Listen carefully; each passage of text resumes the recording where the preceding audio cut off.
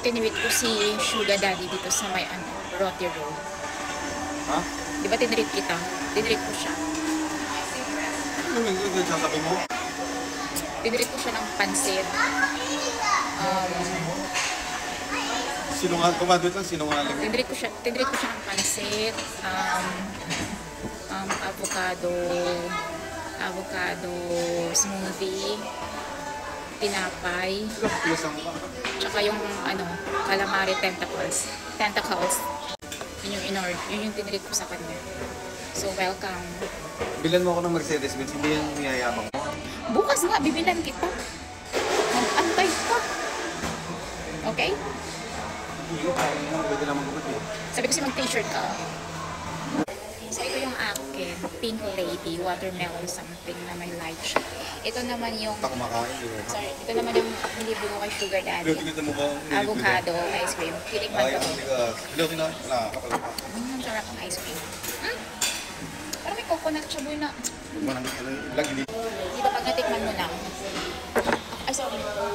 Akin yan. Tigam.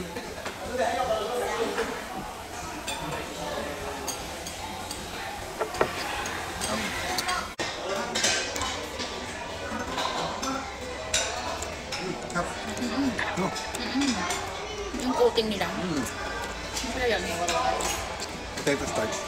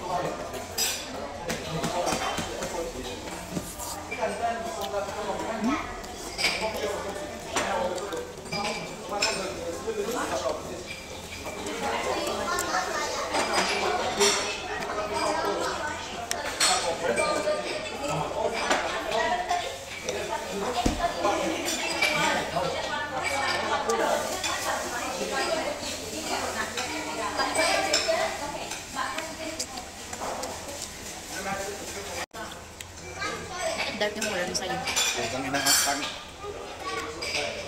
Ang sarap kasi nung sa akin. Ba talaga lasa niya?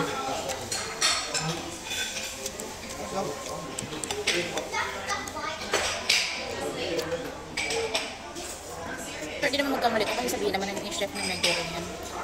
Di naman magkakamali yan kasi pero Baka nasabay sa dark sauces lang. Kasa lasa. Yung birthday mo, tumanda ka na. Bawal ka itong mag-asin. 24 pa lang ako. Seriously.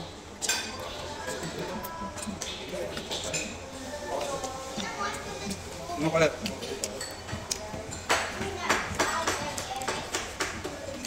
Ano maganda yun sa'yo? Ano mga palit?